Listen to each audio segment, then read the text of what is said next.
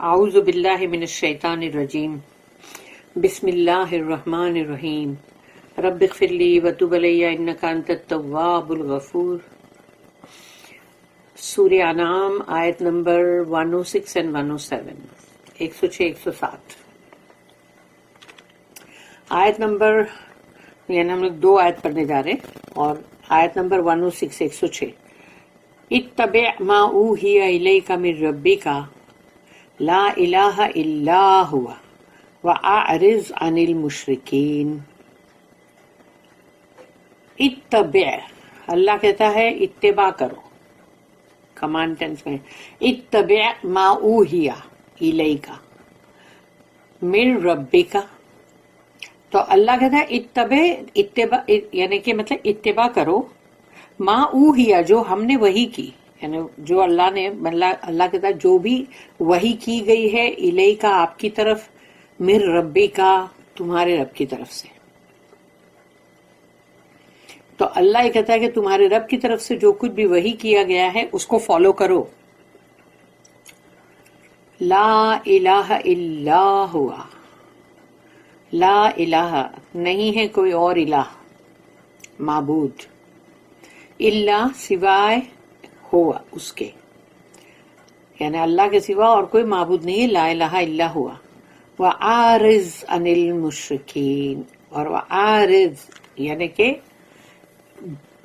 اب پلٹ جاؤ، ہٹ جاؤ، دور ہو جاؤ، عن المشرکین مشرکین لوگوں سے، جو بھی دوسرے جو بھی معبودوں کو مطلب پوجتے ہیں یا اللہ کے ساتھ جوڑتے ہیں، ایسے لوگوں سے، ایسے مشرکوں سے آپ دور ہٹ جائیے۔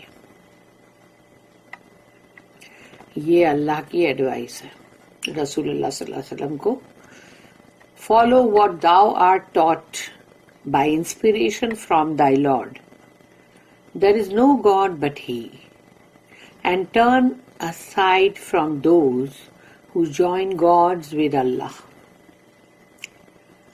آیت نمبر 107۔ وَلَوْ شَاءَ اللَّهُ مَا أَشْرَكُوا وَمَا جَعَلْنَاكَ عَلَيْهِمْ حَفِيظًا وَمَا أَنْتَ عَلَيْهِمْ بِوَكِيلٍ۔ اور اللہ کہتا ہے وَلَوْ شَاءَ اللَّهُ مَا أَشْرَكُوا، اور اگر اللہ چاہتا، وَلَوْ شَاءَ اللَّهُ اور اگر اللہ چاہتا، اللہ کی مرضی ہوتی، ما اشرکو تو یہ شرک نہیں کرتے، یعنی اللہ کی مرضی ہوتی تو یہ شرک نہیں کرتے۔ نیچرلی اللہ کی مرضی کے بغیر تو پتا بھی نہیں گرتا، تو شرک کیسے کرتے لوگ؟ لیکن اللہ کا طریقہ ہے کہ کریڈٹ تب ہے نا جب انسان اپنی مرضی سے کچھ کرے، مارے باندھے کا یا پھر مار کوٹ کے مسلمان بنانے کا تو نہیں ہے نا۔ وما جعلناک علیہم حفیظا، اور وما اور ہم نے نہیں، جعلناک ہم نے نہیں بنایا ہے آپ کو، علیہم ان کے اوپر، حفیظاً یعنی حفیظہ کا مطلب ہے ان کے اوپر، یعنی کہ پروٹیکٹ کرنے والے اور حفاظت کرنے والے، ہم نے آپ کو بنا کے نہیں بھیجا ہے۔ وما انت علیہم بوکیل، اور آپ ان کے اوپر نہیں ہو کوئی وکیل یعنی کوئی کارساز، یا ان کے تمام معاملات کو دیکھنے والے، ڈسپوز کرنے والے ان کے افیئرز کو۔ تو اللہ کہہ رہا ہے ہم نے یہ سب بنا کے آپ کو تھوڑی نہ بھیجا ہے، ہم نے تو آپ کو ایک میسنجر بنا کے بھیجا ہے، اللہ کا پیغام پہنچاؤ بس۔ If it had been Allah's will, they would not have taken false gods.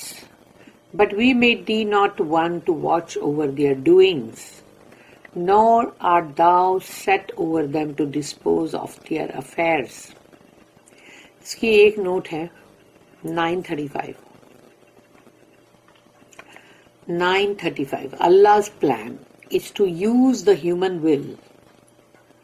اللہ کا جو ارادہ ہے، اللہ کا جو پلان ہے وہ یہ ہے کہ انسانوں کی جو مرضی ہے، یعنی انسان کی جو ڈیزائر ہے، جو اس کی ول ہے، اس کو استعمال کرے ٹو کوآپریٹ ان انڈرسٹینڈنگ ہم، تاکہ وہ اللہ کو یعنی سمجھنے کے لیے، تاکہ اللہ کو سمجھنے کے لیے اینڈ ہز ریلیشنز ٹو اس، اور اللہ کا ہمارے ساتھ کیا ریلیشن ہے، کیا تعلق ہے، اس کو سمجھنے کے لیے اللہ کا پلان یہ ہے کہ انسان کی مرضی کا استعمال کیا جائے، تاکہ انسان اپنی مرضی سے جب قرآن پڑھے، سمجھے، اور رسول اللہ صلی اللہ علیہ وسلم جو ہے ان کی محبت میں اور ان کی حدیث سے وہ سمجھنے کی کوشش کرے کہ اللہ جو ہے، اللہ کیا چاہتا ہے،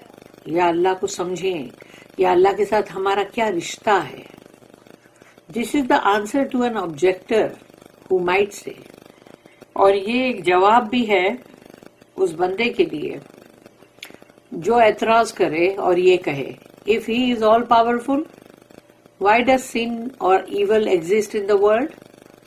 Can he not destroy it?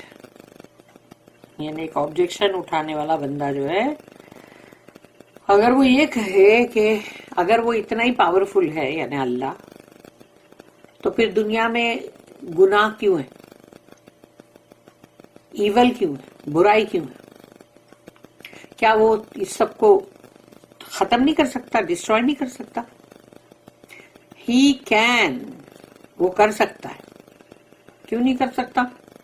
ساری دنیا کو بنانے والا وہی ہے، تو وہ ایک جھٹکے میں اس دنیا کو ختم کر سکتا ہے، تو کیا برائی کو ختم نہیں کر سکتا؟ آف کورس کر سکتا ہے. He can, but his plan is different. لیکن اللہ کا پلان کچھ علیحدہ ہے. And in any case, it is not for a prophet to force anyone to accept the truths which he is inspired to preach and proclaim.